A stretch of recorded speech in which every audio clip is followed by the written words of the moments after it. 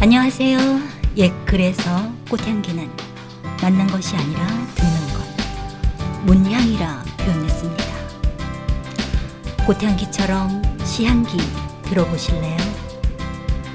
살며시 한 편, 살며시. 김수정입니다.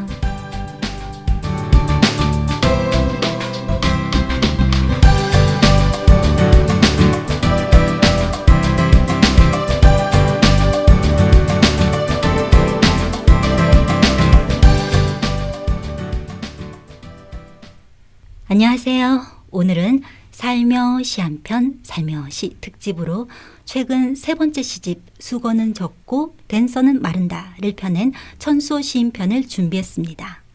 천수호 시인님과 함께 시를 정말 좋아하시는 시인님의 진정한 팬 두 분을 모시고 함께 진행하려고 합니다. 코로나19 이전 공개방송처럼 낭송가 및 방청객 등 더 많은 분들을 모시지 못한 점 양해 부탁드립니다. 지금 이곳은 고향 어울림 누리내 별따기 배움터 2층에 위치한 고향 영상 미디어 센터 제작단 전용 팟캐스트 전문 스튜디오입니다. 시인님과 선생님들 안녕하세요. 안녕하세요. 안녕하세요. 반갑습니다. 먼 길 와주셔서 감사합니다. 먼저 시인님부터 각자 자기소개 부탁드려요. 네, 어제의 천둥 번개를 지나서 좀 흐린 날 인사드리게 된 시선은 천수호입니다. 반갑습니다. 반갑습니다. 네, 안녕하세요. 저는 클래식 기타를 사랑하고 시에 기대어 사는 김소연입니다. 반갑습니다. 와, 반갑습니다. 멋집니다. 안녕하세요. 저는 천수호 시인님의 시 안에서 늘 푸르듯이 늘 자연스럽게 흐르고 싶은 이호정입니다. 와, 반갑습니다. 어쩜 세 분 다 자기소개를 너무 개성 있게 잘해주셨어요. 반갑습니다. 시인님과 이야기 나누며 선생님들의 낭독 들어보는 시간 가질게요. 물론 시인님의 육성 낭송도 들으실 수 있습니다. 우선 시인님의 프로필을 소개해 드릴게요. 천수호 시인님은 경북 경산 출신으로 명지대학교 대학원에서 현대문학 박사 학위를 받았으며 2003년 조선일보 신춘문예에 시 옥편에서 미꾸라지 추자 찾기가 당선돼 등단하셨습니다. 시집으로 아주 붉은 현기증, 우울은 허밍, 수건은 적고 댄서는 마른다, 저산 간다 저산 잡아라 등이 있습니다. 현재 명지대 개곤 교수로 계시며 당국대와 서울 북부기술원 등에 출강하고 계십니다. 그리고 횡성 예버덕 문학의 집 운영위원이며 물레동 작은 서점 청색종이 상주 작가이시기도 합니다. 네, 천수호 시인님의 프로필을 간략히 소개해드렸는데요. 시인님과의 인연은 작년 5월에 시작되었어요.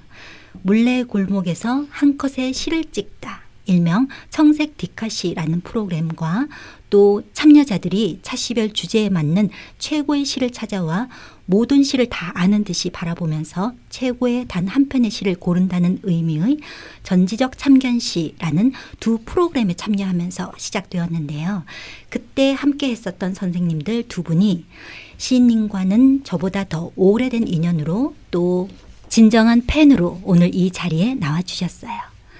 시인님은 작년에 이어 올해에도 청색종이 상주 작가로서 2021년 작가와 함께하는 작은 서점 지원 사업으로 AI 시대에도 빛나는 이 시를 좋아해, 그리고 시원한 삶 시작하는 물레라는 두 프로그램을 진행하고 계십니다. 네, 천수호 시인님, 김소연 선생님, 이호정 선생님 반갑습니다. 네, 안녕하세요. 반갑습니다. 다시 한 번 또 반갑습니다. 네. 그럼 살며시 한 편, 살며시 본격적으로 이야기 나눠볼까요?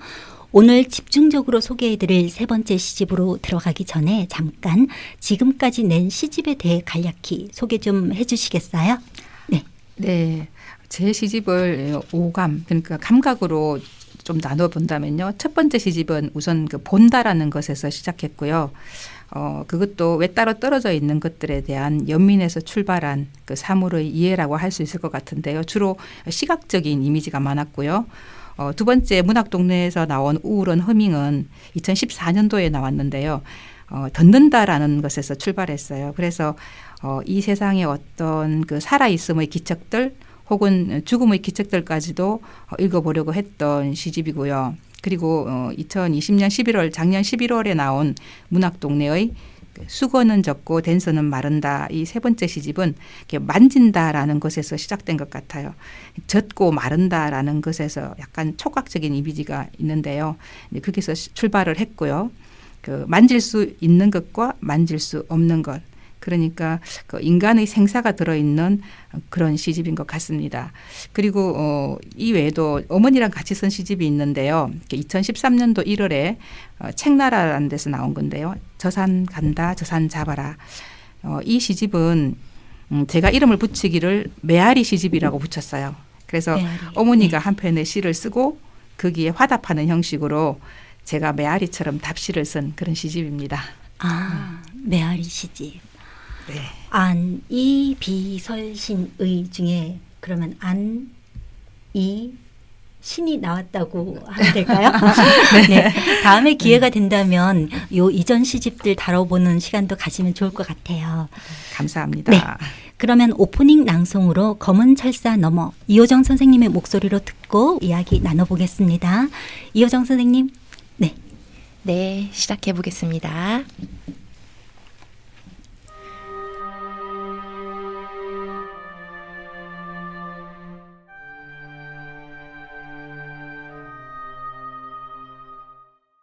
검은 철사 너머 천수호. 가짜 나무 한 그루가 카페 한가운데 서 있다. 가짜 사과를 달고 있다. 사과나무 잎은 이렇게 생겼구나.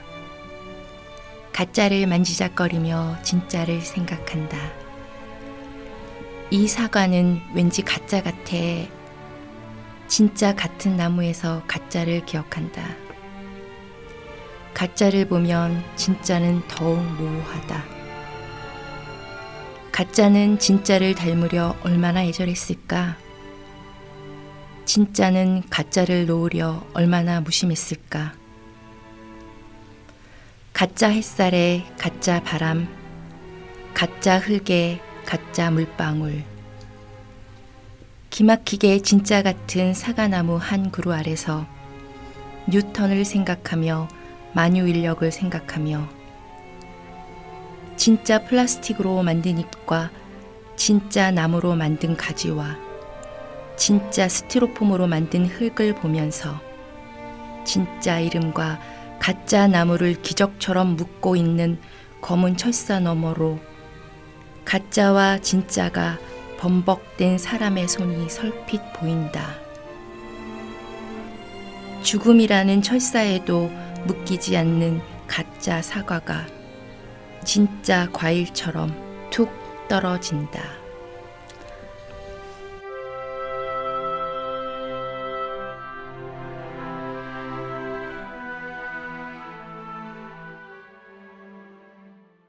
네. 이호정 선생님의 낭낭한 목소리로 네, 첫 번째 시 검은 철사 너머 잘 들었습니다. 네. 정말 가짜 사과가 진짜 사과처럼 툭 떨어질 것만 같은 그런 생동감 있는 목소리였어요. 네. 감사합니다. 기막히게 진짜 같은 목소리였어요. 정말 사과하면 항상 백설공주가 생각나잖아요. 그리고 또 제가 그 포엠집 하는 거 아시죠? 네. 다음에 이 중력에 관한 포엠집 할 때 커리큘럼으로 시인님의 시를 한번 활용해 봐야겠어요. 그때도 함께 했으면 좋겠습니다. 아, 네네. 초대해 드릴게요. 네. 네. 여러분들도 이런 그 가짜 나무가 있는 카페 풍경 마주한 적 많으시죠? 네. 저도 있는데 비슷한 경험으로 스쳐 지나가는 가짜 나무들 역시 시인님의 눈에는 포착이 되나 봐요. 이렇게 한 편의 시가 탄생되는 걸 보면. 네. 검은 철사 너머는 이 시집의 서식격인데요. 특별한 이유가 있을까요? 네, 그 사실은 검은 철사라는 게 죽음을 의미하는 건데요. 네. 이 죽음이라는 철사에 묶이지 않는 것은 그 생명체로서는 가짜인 거죠. 그래서 가짜와 진짜라는 것을 갖다 대기는 했지만 그 살아있음의 소중함, 거기다가 진정 살아있음의 소중함까지 좀 말하고 싶었고요. 네. 아, 그런 의미가 있었군요.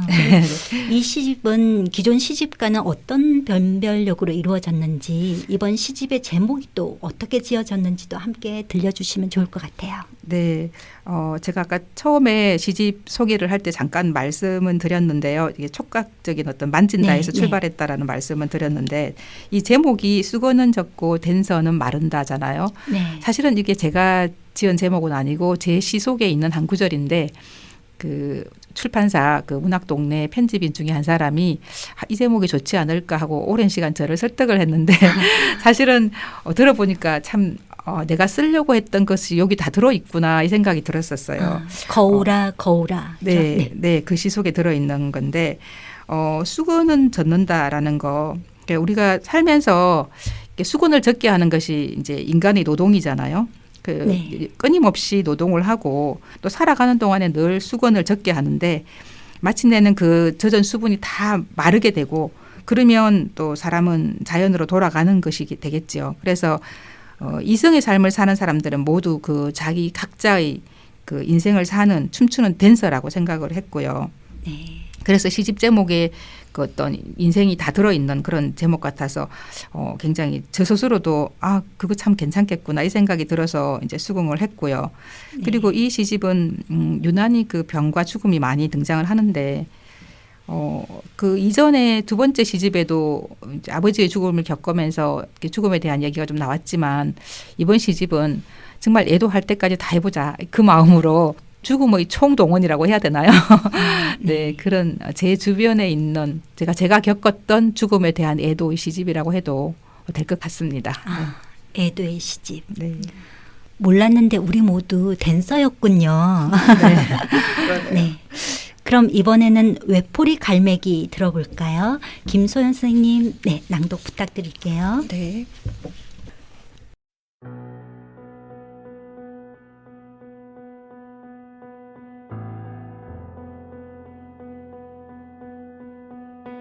외포리 갈매기. 두 눈 감고 두 발 모으고 불길로 밀려 들어간 적이 있었다.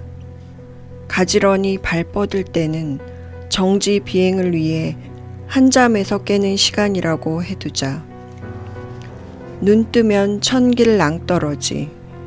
갸웃거리는 뾰족 부리는 그때 그 이야기를 물고 있다고 해두자.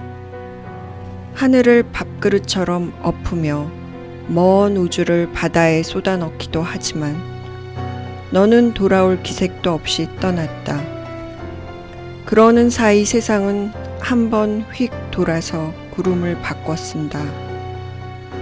네가 돌아오는 길을 잃지 말라고 눈빛으로 하늘 구석구석을 쓸어보지만 기가 막히게도 네가 먼저 거리를 둔다.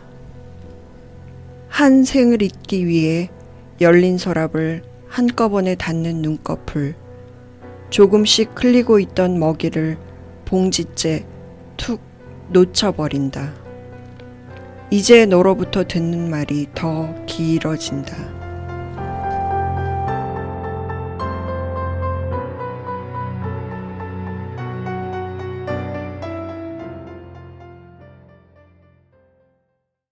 네, 잘 들었습니다.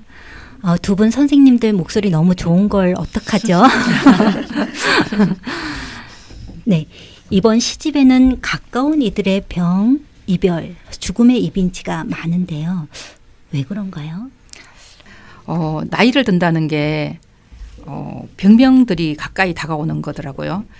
쿵쿵 이렇게 발자국 소리를 내면서 마치 내게로 그 모든 병명들이 다가오는 것 같은 그런 생각을 참 많이 하는데, 그리고 주변에서 그런 병이 걸렸다라는 소식들도 정말 많이 들려오거든요. 그게 점점 더 내가 자연으로 돌아갈 날이 다가오는구나 그 생각을 하게 되는데, 그러다 보니까 아무래도 제 주변에 있는 사람들도 떠나게 되는 경우가 되게 많아요. 가족도 그렇고 또 친구도 그렇고. 그래서 자연스럽게 그 죽음에 대한 관심이 많아졌던 것 같습니다. 그러시군요. 그러면 죽음에 관련된 시 두 편 더 들어볼까요? 천소 시님의 목소리로 송도, 이어서 제가 이제 지겹다고 안 할게 들려드릴게요. 시님 먼저. 네.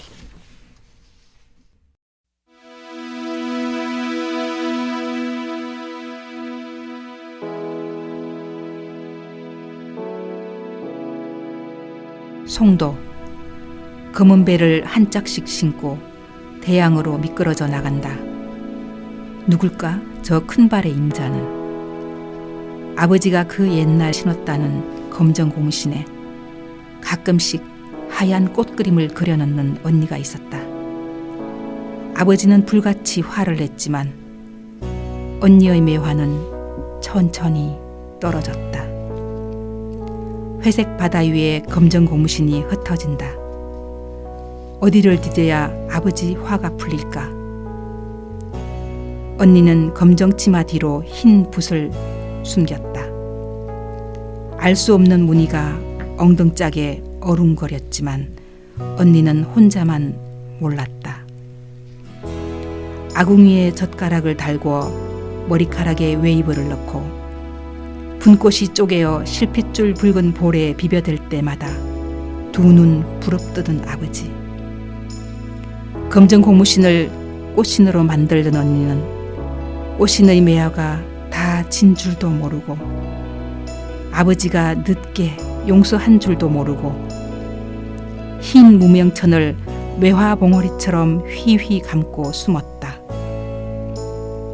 아버지의 고무신 보폭도 줄어들어 겹겹의 꽃잎이 하나씩 떨어져 나가듯 천천히 멈췄다.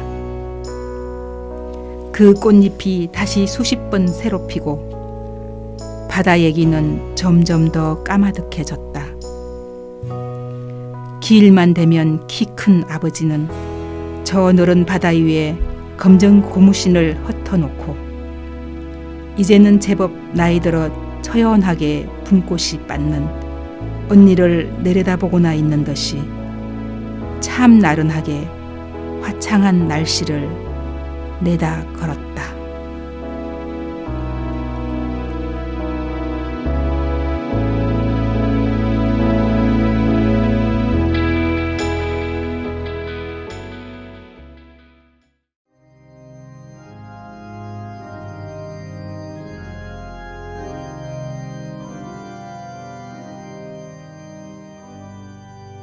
이제 지겹다고 안 할게. 천수호. 당신이 사랑이라는 말을 처음 시작할 때 발에 걸리는 줄넘기 같은 저 산은 파도를 밑변으로 받치고 있었다. 당신이 손을 뻗어 저 산의 뒤쪽을 얘기할 때 나는 몸속 파도가 퍼붓던 애초의 격정과 나지막한 봉분의 속삭임을 뒤섞고 있었다. 당신은 그렇게 왔고 또 그렇게 떠났다. 오고 또 갔다고 했지만 그곳이란 원래 없는 것. 파도가 풀어내는 바다.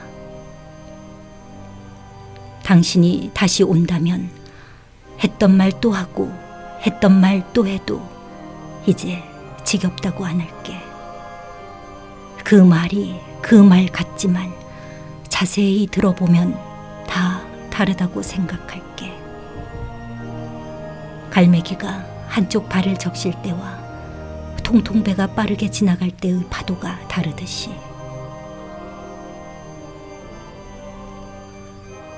떠난 지 5개월이 지난 지금도 누군가는 당신 조의금을 보내온다.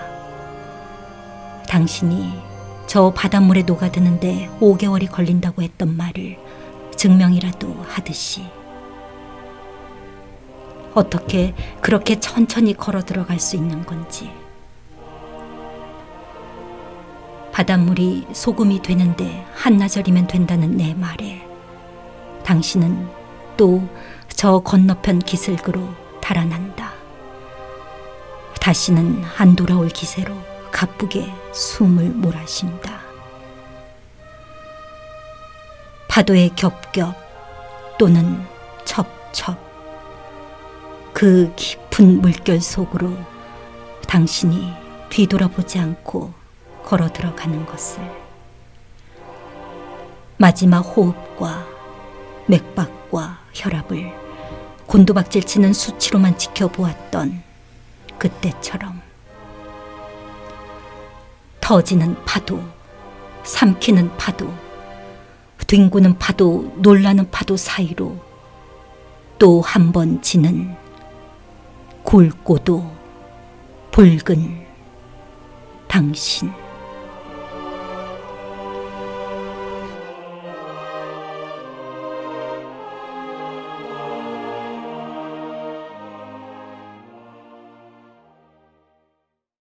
아, 네.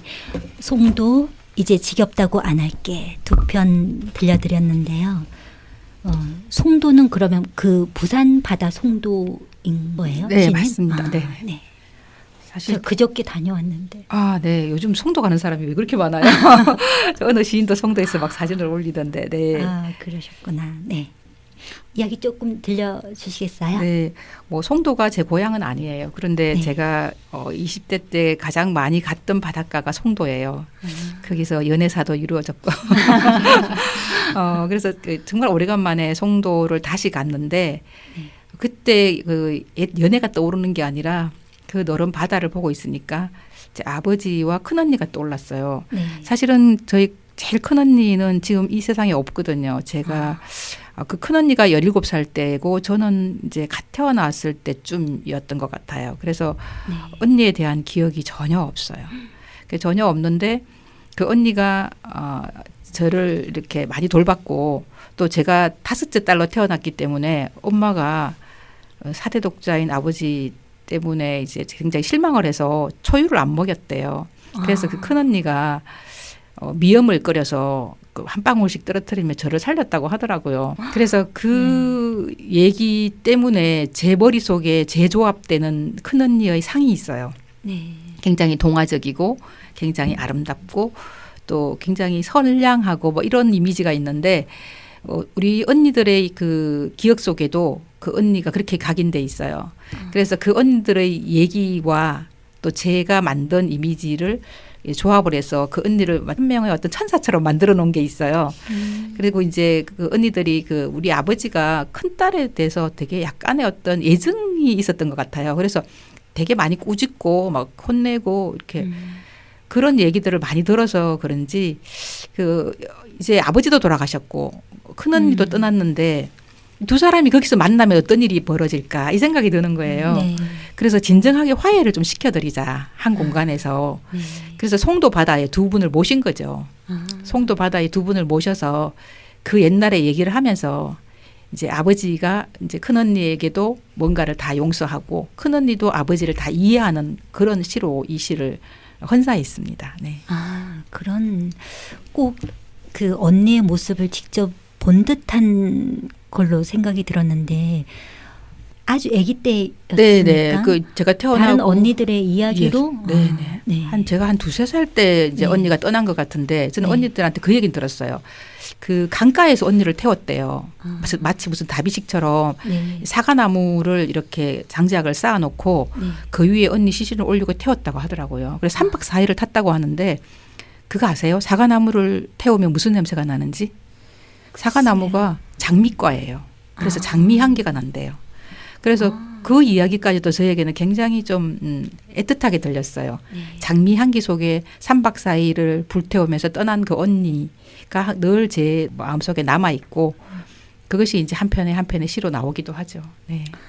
좀 가슴 아프고 슬픈 내용이지만 정말 아름답게 잘 묘사하신 것 같아요. 감사합니다. 그러면 이제 지겹다고 안 할게 이 시는 또 어떤 내용인지 설명을 이건 조금. 네. 저희 아버지 얘기예요. 그러니까 아버지가 예, 아, 연인 얘기 같지만 제가 쓴 대부분의 연애 시는 네. 보통 연애 시가 아닐 가능성이 큽니다. 네. 근데 아버지가 이제 치매가 있어서 되게 같은 말을 반복을 많이 하셨어요. 근데 그때마다 이제 때로는 잘 들어주기도 했지만 어떨 때는 아버지 조금 전에 그 말씀 하셨잖아요. 막 이러면서 이렇게 윽박지르던 그런 장면들을 떠올리면 돌아가시고 나서 굉장히 죄책감이 들더라고요. 네. 그래서 아버지 다시 돌아오면 아무리 했던 말 또 하고 또 해도 그거 처음 듣는 것처럼 그 리액션을 해줄게 이런 생각을 하게 됐고 아버지가 마지막으로 떠나실 때 제가 서울에서 이렇게 계속 간다고 가지만 거리가 있잖아요. 네. 아버지가 돌아가셨다고 이제 의사 선생님이 몇 시 몇 분에 사망하셨습니다 하고 선고까지 하셨는데 다시 심장이 뛴다고 하더라고요. 그걸 3번 반복하셨어요. 제가 김해공항에 딱 도착하니까 정말로 돌아가신 거예요. 그래서 의사 선생님이 누구를 기다렸던 것 같네 웃으면서 그렇게 말씀을 하셨다고 하니까 저한테는 더 짠하게 네. 남아있는 아버지라서 이것도 아버지와의 이별시입니다. 아버지 마지막으로 떠나는 장면, 석양이 바닷속으로 들어갈 때의 장면을 아버지가 가는 마지막 뒷모습으로 그렸습니다. 이 시인님의 설명이 없었다면 우리 모두 오해할 뻔했네요. 그렇죠? 아버지의 첫사랑으로 그 쓰신 시도 있잖아요. 제목이. 네. 그건 아버지가 치매 때문에 저를 첫사랑의 연인으로 오해한 시예요. 네. 제목이 뭐였었죠, 시인님? 내가 아버지의 첫사랑이었을 때. 맞아요. 네, 아, 두 번째 시집에 수록돼 있습니다. 아버지 네. 관련된 시. 어쩌면 아버지가 연인일 수도 있어요. 뭐 그런 것 같아요. 그렇죠. 네. 딸하고 아버지의 네. 관계는 네. 그러니까 그 김해 공항에 도착하실 때까지 3번이나 세 번이나 기다려주시고. 네. 그리고 그 치매라는 게 일종의 질병이긴 하지만 네. 어떻게 보면 무의식 속에서 자기만의 세상에서의 또 그 무엇이 있을지도 모르잖아요. 네. 그렇죠. 천수호 시인님을 정말로 옛 애인으로 네. 옛 애인일 수도 있고 엄마의 그쵸. 젊은 날의 딸일 모습일 수도 수도 있고. 있고. 네, 그런 것 그러니까요. 같아요. 네. 그거는 네. 정말 시에 그 언니, 아버지, 가족들이 많이 등장을 하는데요. 시인님은 시가 삶에 주는 영향은 무엇일까요? 저는 이 시를 쓰게 된 것을 너무나 감사하면서 늙어가고 있어요. 늙어갈수록 더 할 말은 절제되지만 그 하고 싶은 말들이 애틋하게 시로 들어갈 수 있다라는 것을 느끼고 있거든요. 아직 그래서- 늙어간다는 표현은 좀 안 어울리세요. 그 아직도 말은 너무 풋풋한 첫사랑. 너무 감사한 말씀인데 정말 몸부터가 늙어가는 것 같고 저 정말 밤샘 많이 했거든요. 정말 밤샘 많이 했는데 요즘은 밤샘 하고 나면 그 다음날 금이가 돼요. 금이가. 네, 비트럭비트럭 거리는데 어쨌든 그런 방금 제가 말씀드렸던 그 가족에 대한 애도도 시로 할 수 있고 미처 하지 못했던 말들을 시로 표현할 수 있어서 그 시가 저 삶에 굉장히 깊숙이 들어와 있구나 이 생각을 참 많이 하게 됩니다. 네. 그리고 뭐 사회적인 문제 같은 것도 우리가 뭐 굉장히 거시적으로 뭐 이런 뭐 노동운동 뭐 그죠 근로자를 위한 뭐 시 뭐 이렇다기보다는 그 사건들이 저에게 와서 제 가족의 일인 것처럼 이렇게 굉장히 뼛속 깊이 느껴지는 것들이 있어요. 네. 그래서 그런 것들을 이제 시로 쓰게 되는데 이제 여기 나와 있는 시 중에서도 그 시가 한 편 있죠. 아침이라는 영정사진. 영정사진. 네. 네네. 그 시가 비정규직 노동자였던 김용균 씨를 겨냥해서 쓴 시예요. 오늘 네. 아침에도 또 뉴스가 네. 들리던데 네. 가슴 아픈 노동자들의 죽음. 그러니까 여기 계속 반복되고 있는데 네. 이게 이제 김용균법으로 만들어졌다고 해도 그죠 네. 그 현장에서는 이게 참 이게 실행되기가 쉽지 않는 모양이에요. 네. 그래서 이 아침이라는 영정사진으로 제목을 이렇게 정해놓고 그분에 대한 애도도 제가 시로 하고 싶었고 그리고 그분은 어떤 발언권이 없었잖아요. 이 세상에 대해서 발언권이 없었는 거에 대해서 네. 제 시 한편으로 대신 말해주고 싶었고 그리고 국화꽃 한 송이로 진심을 다해서 애도하고 싶은 마음이 있었습니다. 네. 그럼 사회적인 죽음에 관련된 시 아침이라는 영정사진 이호정 선생님 목소리로 한번 들어볼까요? 네, 좋습니다.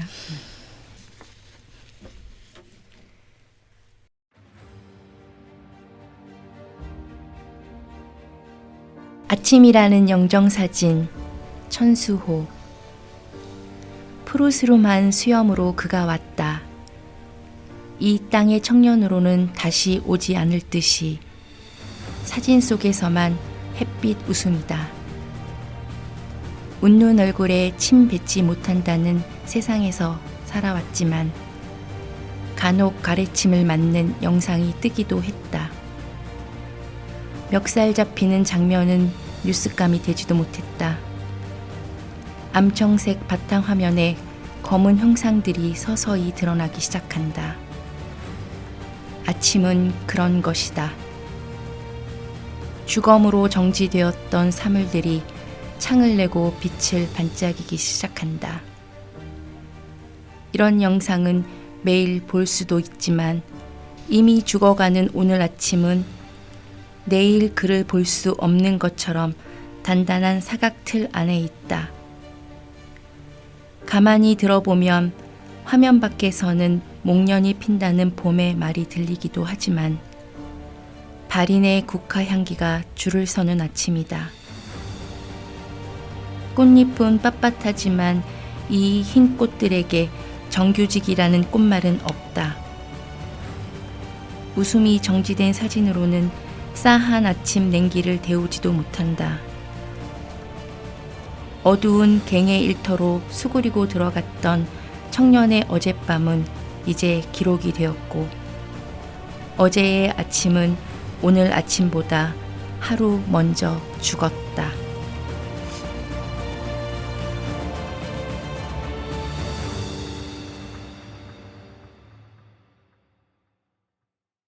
네, 호정 씨가 너무 낭독을 잘해서 제가 울 뻔했어요. 눈물이 아니 났어요. 저도 지금 조금 감정이 네, 이입이 네. 되다 보니까 네. 순간 살짝 격해져가지고 네, 네. 아까 약간 미스도 일어나면 네, 이게 저도 모르게 네. 제 안에도 어떤 아직은 정의감 같은 게 조금은 남아 있나 봅니다. 네, 그렇죠. 네, 이번 기회에 네. 또 이제 우리 시인님한테 또 다시 감사를 드리는 제가 이런- 감사합니다. 네. 네, 제가 일깨워 주심을. 네, 일깨워 주심을 감사드립니다. 이런 좀 마음이 아프고 네. 무거운 시들은 조금 감정이 울컥하죠. 네, 네, 예를 그렇게. 들면 또 세월호 관련된 시. 네. 그래서 저는 세월호 관련된 시 낭송을 못해요. 못하겠더라고요. 그럴 것 같아요. 눈물이. 네, 처음에 우리가 언급했던 그 시 진짜 가짜 사과 그 시도 네, 네. 또 어떻게 보면은 죽음. 네, 이거하고 완전히 또 단절된 아무 상관이 없는 그런 내용은 아닌 것 같아요. 진짜와 가짜가 아직도 구별이 안 돼서 구분이 네. 안 돼서 네, 네. 죽을 때까지 뭐가 진짜인지 뭐가 가짜인지 어쩌면 우리가 이 안에서 죽을 때까지도 헤매다가 네. 가짜를 진짜처럼 여기고 그러고 죽진 않을까라는 그런 안타까움에 오늘 굉장히 또 숙연해지는 그런 아침입니다. 그래도 네. 정말 온전히 진짜인 김소연 선생님 같은 분이 계셔서 네. 제가 오늘 아침에도 행복하게 달려올 수 있었습니다. 네. 별 말씀을. 네, 호정 쌤도 네. 마찬가지고 우리 네. 수정 쌤도 마찬가지고요. 네. 네, 감사합니다.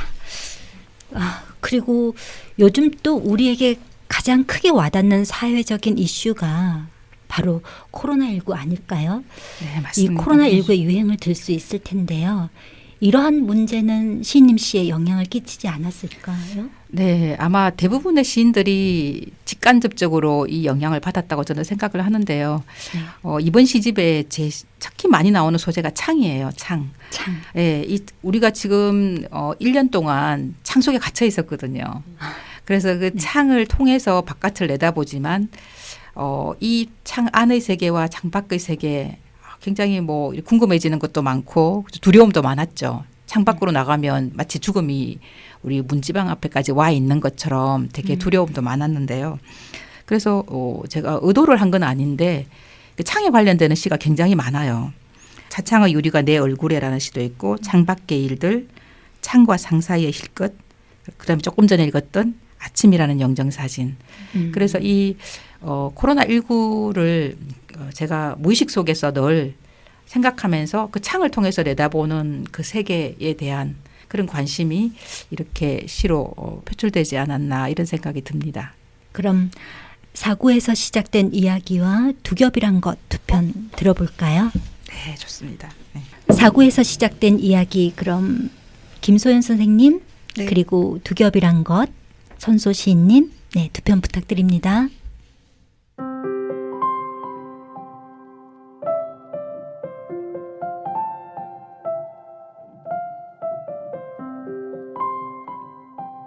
사고에서 시작된 이야기 천수호. 멀리 해변에 진짜 펭귄이 나타났다. 두 마리가 뒤뚱거리며 이리저리 모래밭을 헤맨다. 길이 뻔히 보이는데 갈피를 못 잡는다. 서로 뭘 먹여주는지 마주보고 선다. 어미와 딸인가? 지어미와 지아비인가? 관계를 알 수 없는 먼 거리, 이야기를 만들기에 적당한 거리, 신화를 꾸미기엔 더없이 환상적인 거리, 눈을 감았다가 떴다가 화자가 현실감을 익힌다. 새 눈을 뜰 때마다 자세만 달라지는 펭귄, 자로 잰 듯이 매일 똑같은 두께의 바다, 비슷한 패턴의 파도, 이러한 화면은 스토리텔링이 필요 없는 것. 다시 화면을 되돌려서 본다. 멀리 해변에 펭귄 비슷한 것이 뒤뚱거린다. 두 마리인지 두 사람인지 알 수 없다. 헤매는 건지 노니는 건지도 불분명하다. 갈 길이 뻔한 연인이라는 말은 상투적이다. 모래 언덕은 가까웠다가 멀어지면서 줌 렌즈의 초점을 다시 맞춘다. 어디쯤에서 종방될지 알 수 없는 드라마가 시작된다.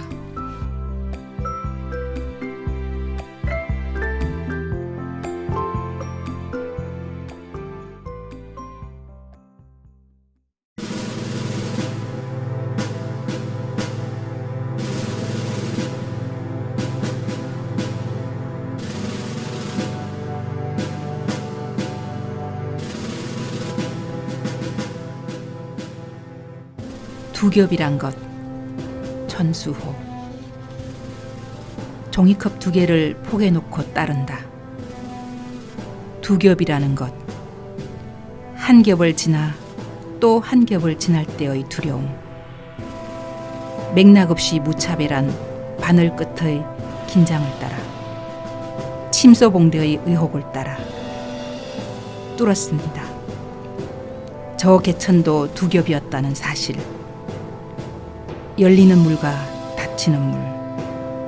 한 겹은 벗고 한 겹은 입는 바늘 끝의 시간. 미래를 말하지만 과거를 파내고, 두 잔이지만 넉 잔을 통과하고, 쉬기가 흔드는 벚꽃가지가 허공과 물결에 꽃잎 모양을 뜰 동안, 한 겹이 젖고 또 한 겹은 마를 동안 뚫렸습니다. 물길을 열고 한 사람이 다치던 그날의 사건. 접시물에 익사한다는 농 같은 말의 현장에서 수면을 열고 닫는 천변의 불빛들. 죽은 것과 죽은 듯 보이는 것의 심폐소생술처럼 두 개의 종이컵을 포개 놓고 한 겹을 지나 또 한 겹을 지나.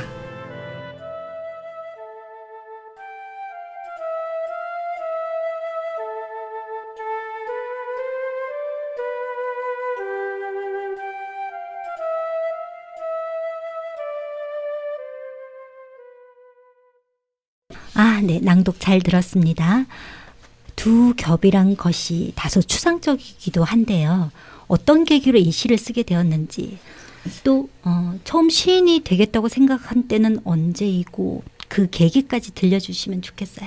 네, 두 겹이란 것, 이 시는 정말 오래 걸려서 쓴 시예요. 이 시에 사건이 하나 있는데요. 제가 늘 매일매일 산책하는 홍제천이라는 데가 있는데, 홍제천변에 제가 그 전날 모신과 이제 한 밤 10시쯤 운동을 하고, 또 그 다음날 아침에 오전 한 10시쯤 돼서 또 한 번 더 운동을 하러 나왔어요.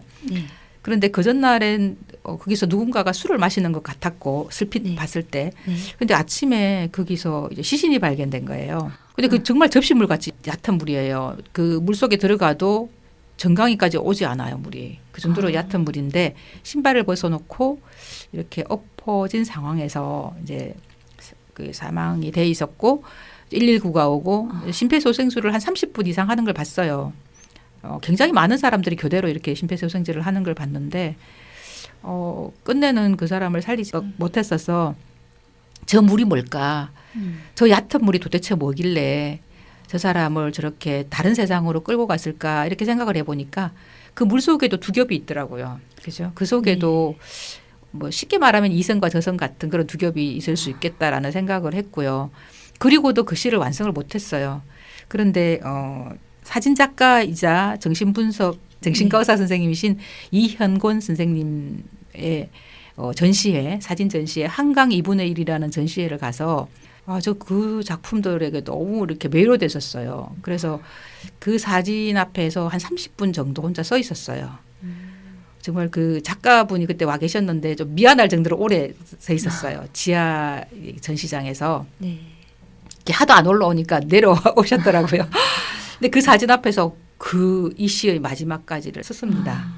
그게 두 겹이었고 그 한강 2분의 1이었기도 하지만 그분이 주로 이제 제주도나 강릉에서 찍은 바다 수평선을 주로 찍었는데 네. 날씨에 따라서 너무 다른 그리고 시간에 따라서 너무 다른 그 색깔과 그 선이 있는 듯 마는 듯 그 두 겹인지 아닌지도 구분이 안 되는 그러니까 이 땅의 세계와 하늘의 세계가 하나 같기도 하고 둘 같기도 한 그 묘한 그 분위기 속에 오래 있으면서 이 시를 마무리했었습니다. 근데 꽤 오랜 시간이 걸렸던 시라서 저는 굉장히 애착이 가는데 대부분의 사람들은 추상적이라고 읽을 것 같아요. 특히나 그 사진 작가분도 어렵다라고 했거든요. 네. 네. 저에게는 굉장히 의미 있는 시입니다. 네. 그 기간이 그러면 한 어느 정도 몇 년? 1년이 훨씬 넘게 걸린 것 같아요. 네. 굉장히 오랫동안 지고 있기도 했다가 또 안 돼서 놓았다가 그러다가 이제 마무리를 하게 된 게 그 이영근 선생님의 전시회장이었던 것 같아요. 네. 사진 작가이면서 정신과 의사 선생님의 전시회는 어떻게 또 알고 가시게 된 거예요? 그분은 제 지인이기도 해서 네. 네, 원래 알고 있던 분이어서 네. 전시회 한다는 소식을 듣고 되게 궁금했어요. 왜냐하면 그 한강 2분의 1이라는 그 소재도 그렇고 가끔 인터넷에서 그 사진이 떠 있었는데 그래서 되게 궁금해서 갔는데 그 인터넷 사진에서 보는 거랑 현장에서 작품 보는 건 너무 달랐어요. 물론 크기도 굉장히 크고 그 색감 자체가 그 인터넷 화면에 뜨는 거랑은 정말 다른 느낌이었고 네. 저 세계가 하나의 세계인가? 정말 두 개인가? 막 이렇게 모호하기도 하고 굉장히 환상적이기도 하고 우리 속에 있는 무의식 같기도 하고 네, 그래서 그 시를 그날 마무리했습니다. 네. 전시회를 직접 가시기를 정말 잘하셨네요. 네, 네. 안 그랬으면 네. 끝까지 이 완성을 못하는 시로 남았을 겁니다, 아마. 네. 네. 이효정 선생님 느낌이 어떠셨어요? 제가 그래서 이 시집을 처음 받아서 봤을 때 제일 어렵다. 네. 무슨 사연이 있으셨을까? 나중에 어떤 사적인 장소에 있다면 네. 창작 동기를 정말 묻고 싶었던 네. 그런 시이기도 했어요. 그러니까 이런 이야기를 듣고 네. 뭐 알지 않으면 그 시인님의 깊은 어떤 그런 마음을 헤아리기는 저희 일반적인 네, 사람으로는 네, 네. 아무리 애정한다 해도 그 애정 갖고는 할 수 없을 것 같아요. 제 딴은 네. 굉장히 정보를 준다고 네. 접시물에 익사한다는 논 네. 같은 말의 현장에서라고 네. 현장성도 좀 살리기도 했는데 네. 이게 또 잘 와닿지는 않았던 모양이에요. 그렇죠? 그러니까 어떤 그 네. 창작 그 배경 동기 같은 것들이 그러니까 네. 물론 여러 가지 측면에서 다의적으로 해석하기에 나름이겠지만 또 이 시만큼은 또 시인님이 나름대로의 어떤 사연이 있는 거잖아요. 창작의 사연. 네. 그러니까 가능하면 그런 배경을 네, 네. 배경 이야기를 듣고서 감상하시면 네. 훨씬 더 그 메시지 전달이 잘 되지 않을까. 저는 또 이런 것도 네. 있었어요. 그분의 죽음을 마치 내가 무슨 그 구경거리처럼 시에다가 옮기는 게 되게 싫었어요. 네. 그래서 이렇게 그림처럼 그냥 추상화처럼 슬쩍 던져놓자 이런 네. 마음도 있었어요. 네. 그게 되게 미안하고 네. 제가 그분을 모르잖아요. 네. 근데 항상 저는 지금도 운동을 하면서 그저 앞을 지나갈 때는 한 번씩 예도를 하거든요. 네. 잠깐씩 예도를 하는데 그 얼굴을 모르는 분이지만 분명히 그 죽음을 선택할 수밖에 없었던 슬픈 사연들도 있을 텐데 제가 그것을 시에서 어떤 무슨 이야기거리처럼 올리는 게 되게 미안하고 죄송해서 약간 그 그림처럼 그냥 슬쩍 지나가는 그림처럼 올리고 싶었습니다. 네. 네. 호정쌤이 말씀하신 것처럼 시집이 하나 이렇게 출간이 되면 그러니까 시인님의 그런 출판 기념회 낭독회 같은 거를 직접 참여해서 들어보는 게 그 시에 대한 창작 배경을 전해 들으면 그 시에 대해 이해가 잘 되니까 좋은 것 같아요. 아, 그리고 저 아까 질문하신 거 있었다. 그죠? 네네. 어떻게 시를 쓰게 됐는가. 네네네. 그 계기를 제가 잠깐 말씀드리면 제가 초등학교 6학년 때 약간 빈촌에 살았어요. 아버지가 사업에 실패해서 이사를 간 데가 빈촌이었는데 네. 그 학교 선생님들 지금 생각해보면 굉장히 똘똘하셨어요. 과목별로 그 과목을 나눠서 본인들이 잘할 수 있는 과목을 가르치신 거예요. 네. 그래서 제가 6학년 2반이고 6학년 3반 선생님이 국어 선생님이셨는데 네. 제가 유난히 국어 선생님을 좋아하기도 했고 구명철 선생님이라는 분이신데 남자 선생님. 네, 남 선생님인데 전 총각인 줄 알았는데 나중에 알고 보니까 일찍 장가를 가셨더라고요. 예쁘장하게 생기신 분이시니까 제가 네. 속으로 좀 짝사랑도 했겠죠. 네. 근데 그분이 국어 시간에 들어왔는데 어젯밤 혹시 천둥 번개 소리 들으셨어요? 아, 네. 네. 어젯밤 같은 날씨였던 것 같아요. 네. 근데 그분이 딱 들어오시더니 이제 학생들한테 커튼 다 내려. 그래서 옛날에 커튼 아시죠? 하얀색 커튼. 네. 아, 네. 문이 없는 학교 거. 창문. 네, 학교 창문에 있는 그 커튼을 다 내리고 눈 감아 그러셨어요. 그래서 목소리가 굉장히 그 작은 체구에 비해서 목소리가 굉장히 우렁찼어요. 다 눈을 감았더니 조지훈의 승무를 정말 그 큰 소리로 그 맛깔스럽게 낭송을 해주셨어요. 근데 그걸 듣는데 심장이 정말 쿵 막 저게 뭐지? 노래도 아닌데 나는 왜 이렇게 떨리지? 막 팔을 떨리는 거예요. 그걸 듣는데 초등학교 6학년. 6학년 네.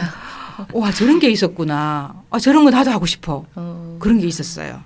네. 그때부터 시에 관심을 많이 가지고 중학교 가서도 굉장히 그 시에 대한 관심은 계속 있어 왔던 것 같고 머릿속에 막연하게 나도 시인이 될 거야 이 생각을 했던 것 같아요. 네, 그게 계기가 된 것 같아요. 6학년 초등학교 6학년이 조지훈의 승무를 심쿵할 정도로 들으셨다면은 그때부터 뭔가가 저는 첫 구절이 저게 무슨 뜻인지 잘 몰랐어요. 네. 그런데 그 리듬에 그냥 매료됐던 것 같아요. 얇은 사 하얀 하얀 꽃갈은 고이 접어 접어서 나빌레라. 맞아요, 리듬이요. 네, 그 리듬 때문에 저거 뭐지 이렇게 했고 그거를 찾아볼 생각도 안 했어요. 그때는 인터넷이 없었잖아요. 네. 저 시가 네. 뭔지도 몰랐다가 학교 다닐 때 그걸 본 거예요. 네. 교과서에 나왔던가 교과서에, 뭐 네. 그때 이제 그때 그 시가 이 시구나 이런 뜻이 있었구나. 그러면서 그 선생님을 너무 그리워했죠. 근데 최근에 그 선생님과 연락이 됐어요. 어머. 네. 제가 시집도 어머. 보여드리고 선생님이 너무 좋아라 하셨고 제가 수학여행 갈 때 그 선생님 외할머니를 모시고 오셨어요. 네. 그 반의 학생들한테 외할머니를 안 맡기고 저보고 손 꼭 잡고 할머니 이 학생 꼭 손 꼭 잡고 다니세요. 그렇게 하셨어요. 그게 뭐 그 큰 배설이라고 전 너무 의기양양하고 너무 행복했던 순간이었는데 이상하다. 네, 그 기억이 결혼도 하신 남자 선생님이 소풍날 외할머니를 네, 굉장히 지금도 생각해 보면 독특한 분이셨던 것 같아요. 되게 이 할머니에 대한 애정이 각별하셨겠죠. 저는 그 할머니 모습 지금도 생각나요. 네, 할머니 모습이 지금도 생각이 나는데 그만큼 저에게는 굉장히 의미 있는 일로 각인이 됐던 것 같아요. 네.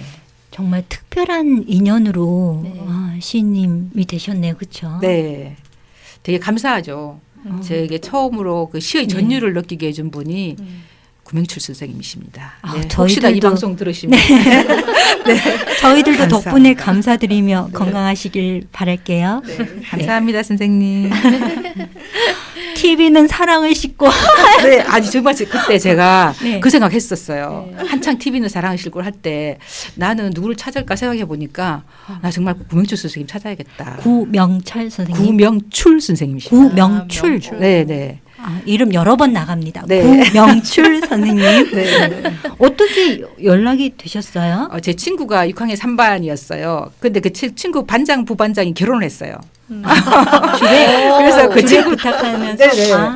그 담임 선생님이잖아요. 네. 그 친구들을 알고 보니까 계속 찾아뵙고 했더라고요. 그 친구랑 되게 친한데도 네. 그게 그렇게 멀리 있는 것처럼 돼버렸죠. 옛날에 한번 제가 엽서를 띄운 적이 있는데 네. 학교 다닐 때든 고등학교 네. 때인가 뭐 네. 그 20대 때인가 네. 그 선생님이 전권을 가시는지 어쩌는지 답장을 못 받았어요.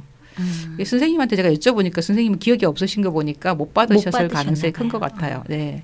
그래서 한번 만날 뻔한 기회를 놓쳤고 네. 최근에 이제 만나 뵙지는 못했고 네. 전화 통화는 했습니다. 네. 전혀 퇴직하셨고, 네.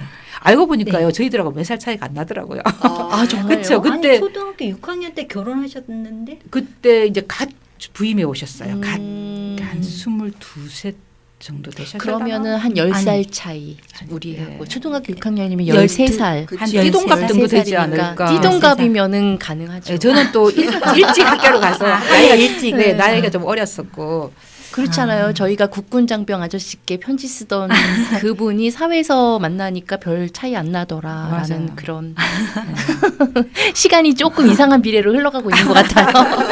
아, 아련한 추억 속에 네. 들어갔다 네. 나왔습니다. 역시 첫사랑은 달콤해요. 네. 그렇구나. 아, 네. 얘기 잘 들었습니다. 이번엔 석조원에서 돌사자가 웃고 있다. 들어볼까요? 이호정 선생님 낭독 부탁드립니다.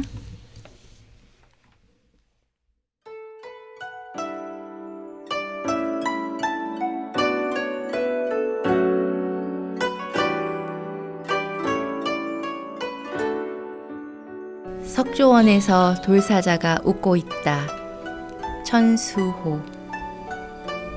기도 끝으로 돌아가는 돌덩이가 있다. 돌 속에서 꽃봉오리 같은 두 손이 붉어져 나왔다. 합장한 손이라 했다. 돌마다 손이 있는 건 아니지만 굳은 듯 흔들리는 촛불같이 돌은 위태로운 손을 숨기고 있다. 언제까지 이런 기도나 하고 있을 거니? 돌은 그때쯤 목소리도 낸다.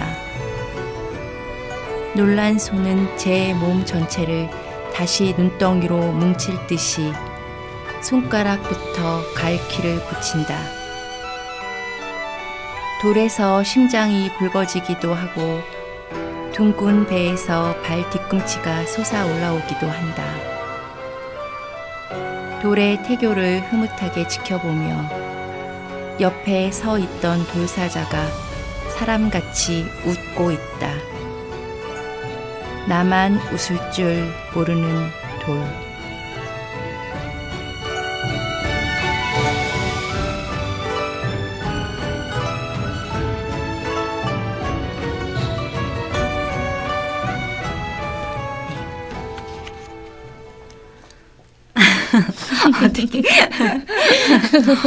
여운이 우리- 많이 남아요. 네.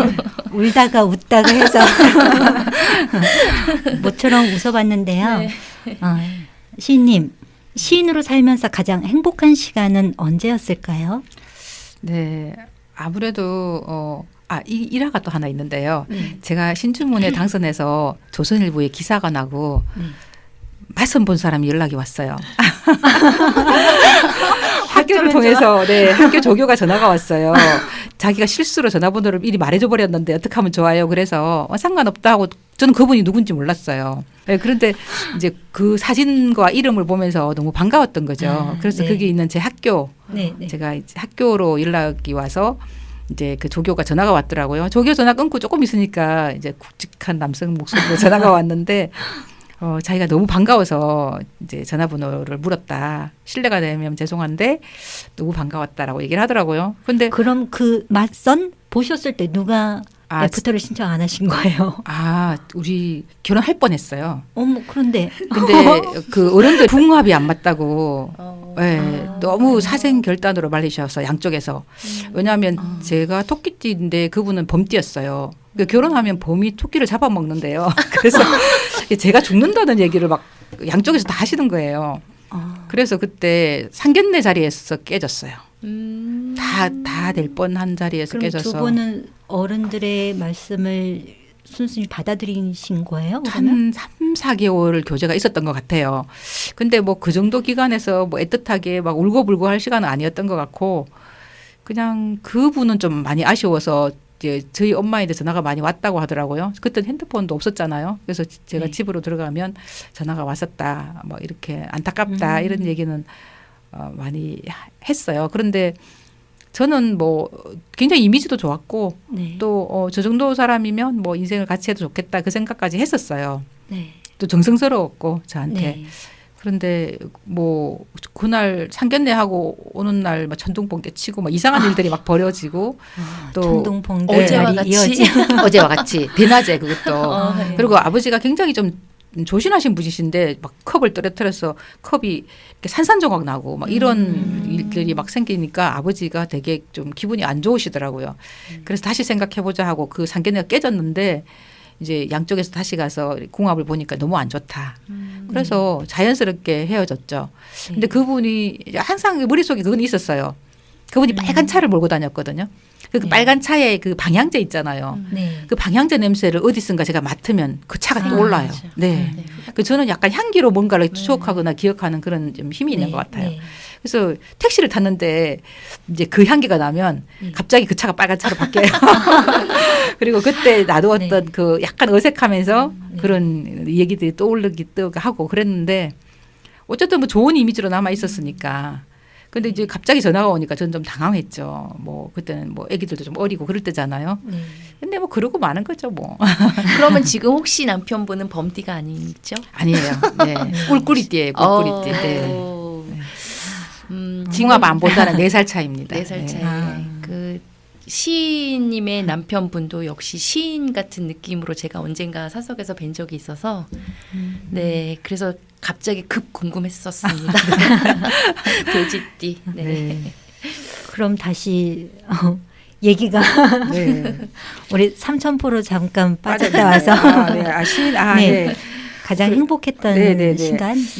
이렇게 말할 수 없는 것을 시로 쓸 수 있다는 게 일단 제일 행복한 것 같아요. 예를 들면 내가 누군가를 짝사랑해도 그 표현할 수 없는데 시로 해버리면 짝사랑하는지 안 하는지도 모르게 네. 시가 되기도 하고 그리고 그 아까 제가 쭉 읽었던 또 여러분들이 읽어주셨던 시들의 그 애도 시들이 많잖아요. 네. 마음껏 애도할 수 있다는 거. 그거 이제 눈물로 울면서 통곡하면서 뭐 그게 그것보다는 절제된 어떤 시어로 친구에게 아버지에게 그리고 언니에게 시 한 편을 바칠 수 있다라는 게 정말 행복한 것 같습니다. 네, 우리는 그 시를 읽으면서 또 행복하고 그렇죠. 네, 감사합니다. 저는 읽어주시는 것만으로도 너무 감사하죠. 네. 앞으로도 네 좋은 시 많이 부탁드리겠습니다. 이번엔 벨트 우체통과 연분홍 유언이 있었다. 두 편의 시 듣고 또 이야기 나눠보겠습니다. 김소연 선생님과 천수 시인님의 목소리로 두 편 들어보겠습니다.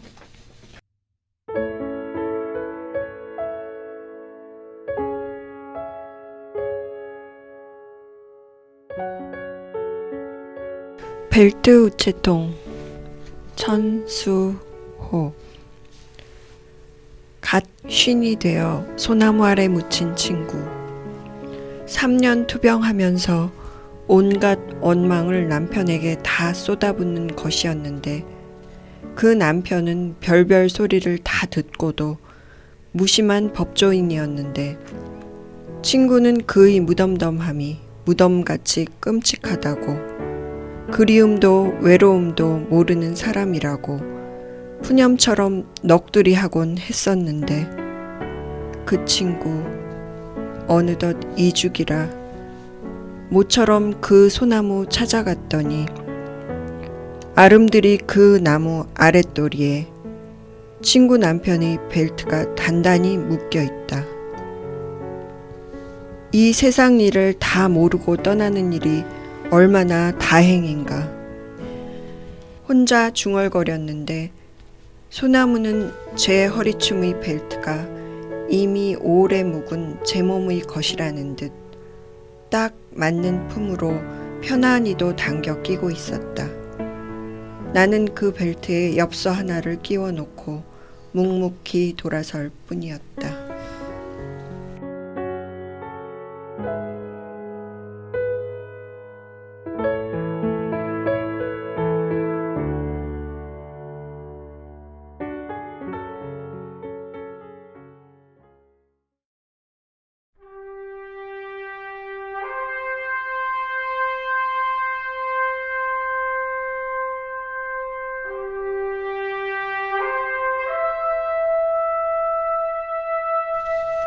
연분홍 유언이 있었다. 천수호. 노래만 남기고 꽃잎은 가져간 사람이 있다. 투병은 길었다. 만개하기 전에 꽃잎이 먼저 부스러져서 그는 잘 보지 않는 책갈피를 열고 들어가겠다고 했다. 픽 찢기도 핏물도 없는 페이지에 잘 찍은 발자국처럼 꽃잎 가랑이를 찢어도 보았구나. 그래, 당신이었어. 언젠가 그를 그렇게 열어볼 날이 있을지도 모르지. 꿈인지 생시인지도 모르게 그는 더 먼 곳에 있겠다고 했으니 꽃잎은 병색도 모르고 그를 따라갔고 물기가 빠져나간 페이지에 이야기들만 남아 개미처럼 기어다니겠지. 한 페이지 넘기고 듣고 한 페이지 넘기며 따라 부르고 그런 사랑이 있었는지도 모르게 납작해진 꽃잎을 간혹 건드려 깨워야지. 딱풀처럼 잘 붙은 사랑 얘기는 다시 열지 말까? 오래 덮어둔 책이 있는지도 모르는 날이 올 테니까.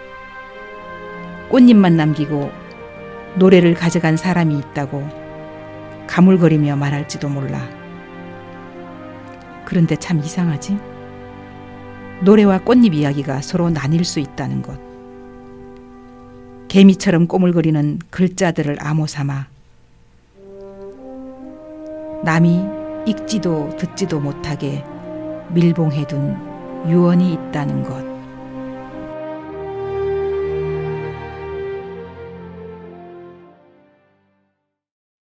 네, 두 편 낭독 잘 들었습니다. 이제 그 무덤덤이라는 단어를 접하면 무덤이 먼저 떠오를 것 같은데 어떡해요, 시님? 무덤덤, 무덤. 요즘 무덤이 점점 없어지죠. 네. 그죠? 네, 무덤이 없어져야 될 것도 같아요, 그죠? 네.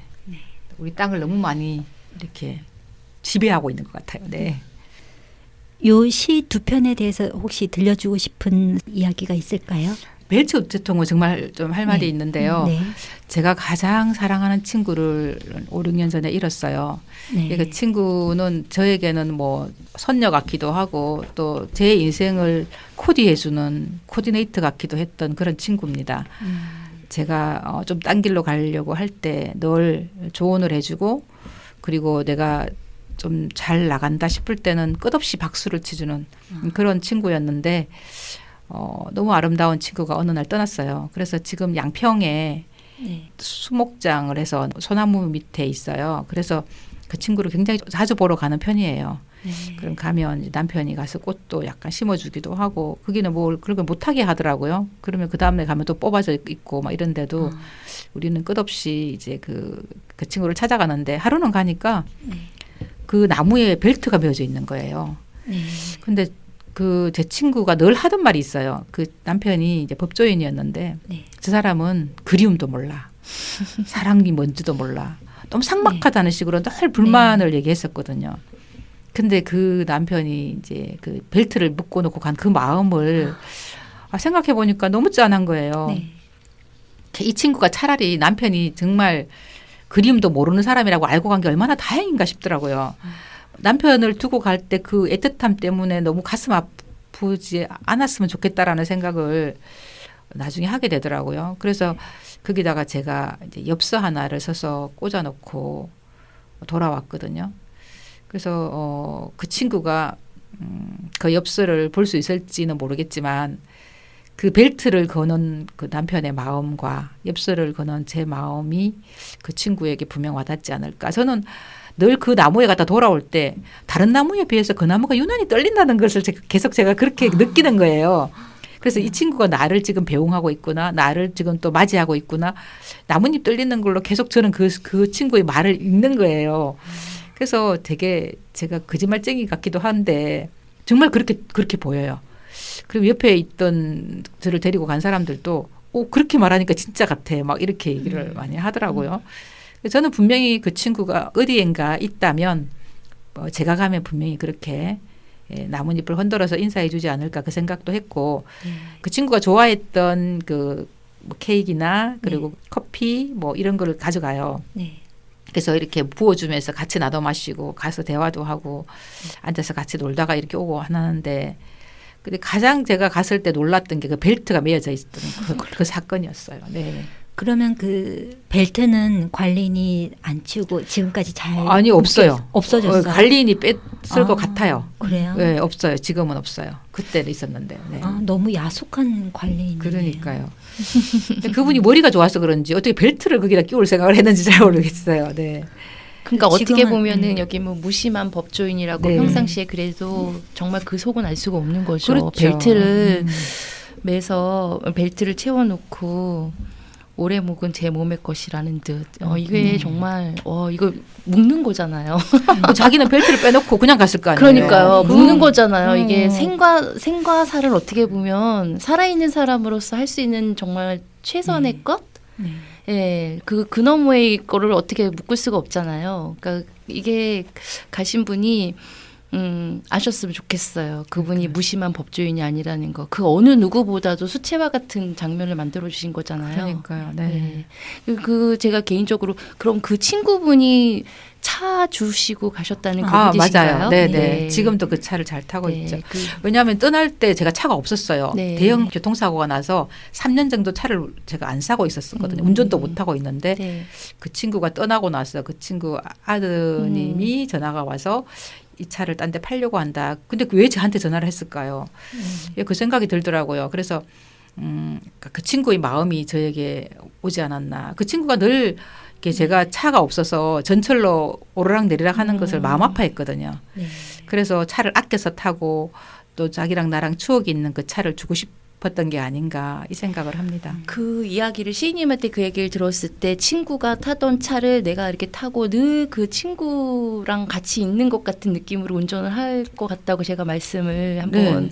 그 이렇게 뭐 무섭거나 그런 생각은 안 전혀. 들었어요 하는 네. 질문도 네. 했었는데 지금 오늘 이 벨트 우체통이라는 거를 이제 이런 시를 듣고서는 또 그걸 보니까 그 친구분의 남편은 벨트로 묶어 주시고 그다음에 그 친구는 우리 또 친구한테 네. 시인님한테 차로 뭔가를 남겨주고 하는 그런 것들이 살짝 이게 살아있는 사람으로서 소름이 조금 돋는. 아, 저 그 친구가 쓰던 그 차 걸레 있잖아요. 네. 주황색 너무 깨끗하고 예쁜 거를 네. 지금 6년 됐잖아요. 근데 그거를 제가 아직도 갖고 있어요. 그러니까. 한 번도 안 닦았어요. 제가 어저께 그거 선글라스 닦았어요. 옆에 놔두고 선글라스 같이 깨끗한 것만 한 번씩 닦지 네. 차는 절대로 안 닦죠. 네. 그리고 처음에 그 친구가 신고 있던 신발도 다 차에 있었거든요. 네. 근데 이제 그 신발은 돌려줘야겠다 싶어서 남편이 그건 돌려주자 해서 이제 제가 네. 택배로 집으로 보내줬고 나머지는 다 그대로 있어요. 네. 그 친구가 듣던 뭐 CD 뭐 이런 거 다 네. 그대로 장착된 상태에서 가져왔기 때문에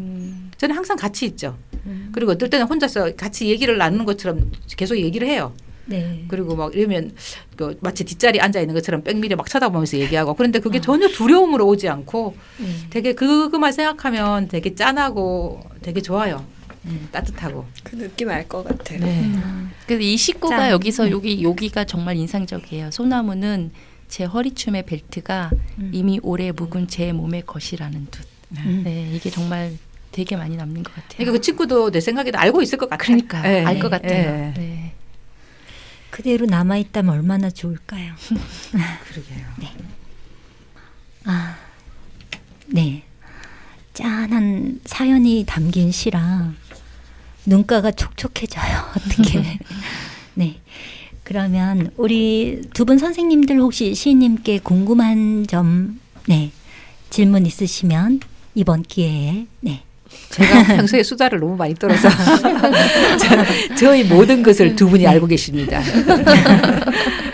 워낙 그 저보다 인연도 오래되셨고 시를 너무나 좋아하시는 두 분이라. 저는요, 저 두 분들 앞에서 빙어예요. 속이 다 보여요. 뼈도 보여요. 그래도 혹시나 궁금하신 네, 점이 네. 있으시면 네. 네. 제가 한번 질문 드려봐도 될까요? 네, 네. 네. 시집에 주제가 죽음으로 쓰셨는데 다음엔 혹시 삶에 관해서 쓰실 그런 의향은 없으신지. 네. 너무 슬프다고 막 제 시집 받고 울었다는 사람들이 너무 많고 이래서 예, 좀 어둡고 네, 하니까. 죄송하더라고요. 근데 저는 좀 끝까지 한번 가보자 이 생각했었어요. 제 마음속에 있는 애도를 끝까지 한번 가보자. 그렇지 않으면 제가 너무 힘들 것 같은 거예요. 차츰차츰 더 힘들어질 것 같고 그래서 이제 끝까지 온 느낌? 그래서 제가 조금 지겨워질 것 같아서 예, 소연 선생님 말씀대로 이제 지겹다고 안 할게. 와 고마워요. 근데 또 쓰면 또 죽음 얘기가 나와요. 아직까지 덜 예도가 됐는지 지금 제가 발표하고 있는 시들도 죽음이 자꾸 묻어 나와요.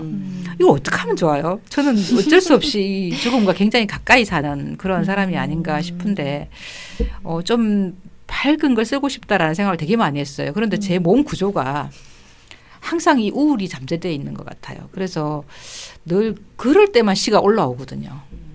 기쁘고 즐거울 때는 시가 올라오지를 않으니 이걸 어떻게 하면 좋아요. 그래서 이제 새 시집에는 조금 더 경쾌하고 좀 밝은 이미지로서 갔으면 좋겠다. 저도 그런 바람을 갖고 있는데 쓰면 어둡고 쓰면 어둡고 그런 거예요.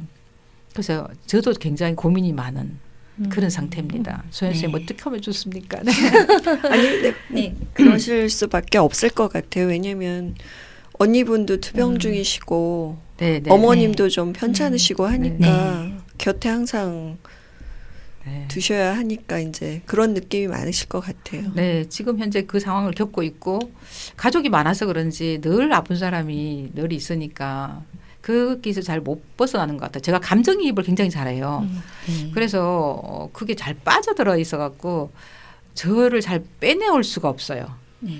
그러니까 뭐 제가 지금부터 경쾌한 시를 쓰겠다 뭐 이런 뭐 다짐을 할 수도 없고 이미 내 몸에서 녹아서 나오는 건 그죠? 그 염분이 벌써 있기 때문에 독자들한테 되게 죄송하죠. 그런 면에서는. 네. 그래도 기대됩니다. 네, 맞습니다. 안이비설신의 그러면 이제 왠지 다음 시집은 비 후각이 가득한 아까 향기 네, 말씀하셔서 네, 네. 향기로 또 뿜어 나오지 않을까 그런 기대도 한번 호를 해볼게요. 믿어보겠습니다. 네. 마지막으로 그러면 혹시 추천해 주고 싶은 시집이나 책이 있다면 시인님은 어떤 네. 걸? 네. 시인들은 뭐 시집은 너무 많아서 네. 제가 이제 콕 집어서 한 시집을 말하면 네. 그 외에 다른 시인들이 너무 격분하실 것 같아서 제가 이제 제 시집과 굉장히 관련 있는 책 두 권을 소개를 드리자면 네. 그 롤랑 바르트의 애도일기와 네. 그 김진영 씨가 쓴 아침의 피아노 이 두 권의 책을 권해드리고 싶어요. 애도일기와 네네. 그 아침의 피아노. 두 권 다가가 이제 애도일기는 어머니에 대한 애도고 네. 이제 아침의 피아노는 본인에 대한 애도예요. 미리 애도한 그런 책인데 우리가 죽음을 체험하고 혹은 죽음 체험 직전에 어떤 우리 삶의 자세라든지 삶의 모습을 그러니까 산채로 느낄 수 있을 것 같은 그런 책들이라서 우리 요즘 무슨 그 죽음 체험 같은 거 많이 하잖아요. 그것을 이렇게 몸으로 체험해 보는 것도 좋겠지만 글로서 느껴보는 건 어떨까 싶습니다. 네.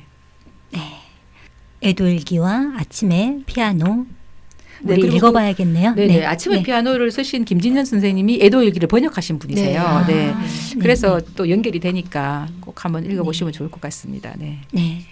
네. 또 선생님도 궁금한 질문 있으세요?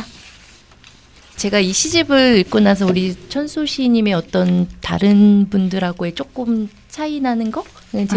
제 지금 안목에서 지금 수준의 안목에서 네. 보면은 언어 사용이 되게 이렇게 뭐라고 해야지 읽으면서 이렇게 줄줄줄줄 잘 넘어가는 단어들을 네.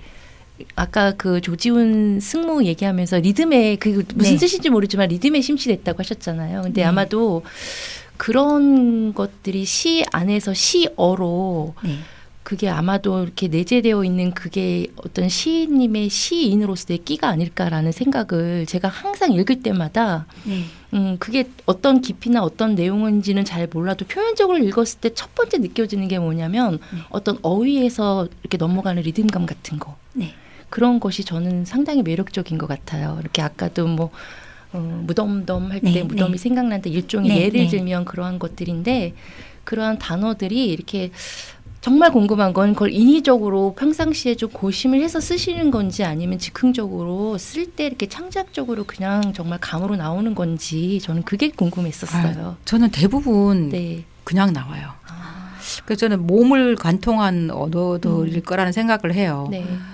태고가 진짜 저는 어려워요. 네. 태고를 하면 이제 그 특별하게 뭘 이렇게 집어넣거나 이런 것보다는 배열을 바꾼다든지 네. 이제 그런 거지 태고를 하면서 특별하게 시어들을 바꾸는 경우는 극히 좀 드문 것 같아요. 물론 이제 한두 개의 시어가 걸려서 그걸 교체하는 경우는 있지만 대부분이 이제 어떤 자동연상법, 네, 그러니까 내 속에 있던 것들이 무의식에서 올라오는 방식으로 쓰는 것 같아요. 그게 대표적으로 요번 시집 같은 경우엔 권태에서 네, 곰삭다라는 말이 굉장히 다의적으로 네.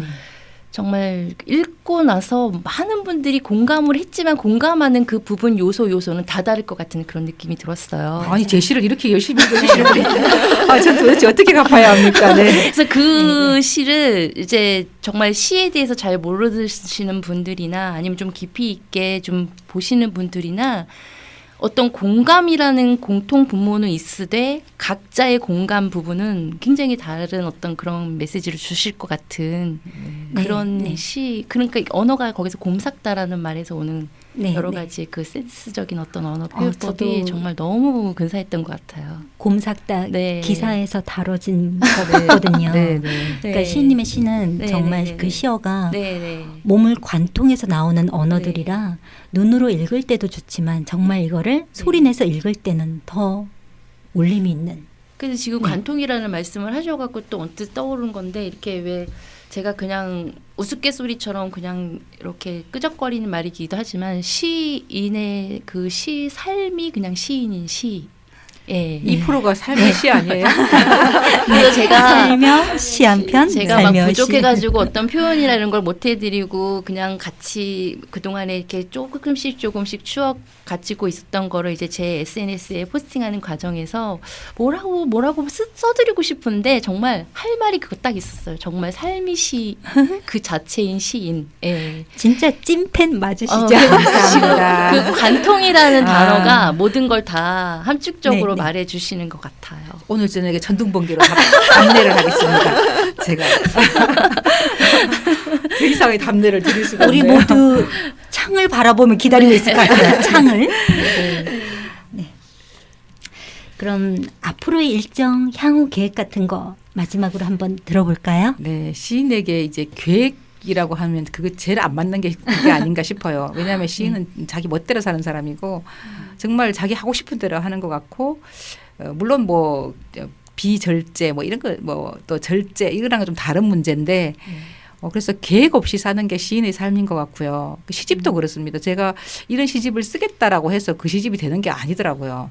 다 써놓고 나서 묶어보니까 이때는 내가 만지는 거에 관심이 많았고 이때는 내가 특별하게 뭐 그죠 느끼는 거 그런 것들 눈으로 보는 게 관심이 많았고 뭐 그걸 나중에 묶어보니까 나오는 거지. 네. 제가 의도하고 지금부터 눈으로만 보겠어. 뭐 지금부터 귀로만 듣겠어. 그건 아니었던 것 같거든요. 네. 그래서 앞으로의 계획이라는 것은 그냥 미지에 남겨두고 네 마무리를 하겠습니다. 역시 마무리도 네. 시처럼. 시인님도 전국고시잖아요. 뭐 대구, 부산을 비롯해서 뭐 전국적으로도 많이 다니시고. 네. 저 너무 좋아요. 전국적으로 가도 너무 좋고 거기서 또 새로운 인연이 만들어지고 네. 그게 또 이제 가끔이지만 연락하면서 반갑고 그게 다 시로 연결되는 거잖아요. 네. 시는 대단한 것 같아요. 오늘 네. 고양시도 와주시고. 네, 제가 일산에 살다가 13년을 살다가 이사를 나갔는데 네. 굉장히 낯익은 데인데도 또 오니까 또 신선한 느낌도 들고 네. 되게 반가웠고요. 그리고 또 고향에서 이것을 녹음하게 되니까 또 너무 행복하네요. 감사합니다. 네. 덕분에 덩달아 행복합니다. 네. 네, 좋은 말씀 감사합니다. 시인님과 두 분 선생님 못다한 이야기가 아직 많이 남아있을 텐데요. 아쉽지만 오늘 이야기는 이것으로 마무리할게요. 지금까지 살며 시 한 편, 살며 시 특집 천소 시인편에 함께 해주신 천소 시인님, 김소연 선생님, 이호정 선생님 모두 감사드립니다. 오늘이 5월 31일 봄의 끝자락인데요. 살며 시와 함께 행복한 여름 맞이하시고 계속해서 코로나19 건강 유의하시길 바랍니다.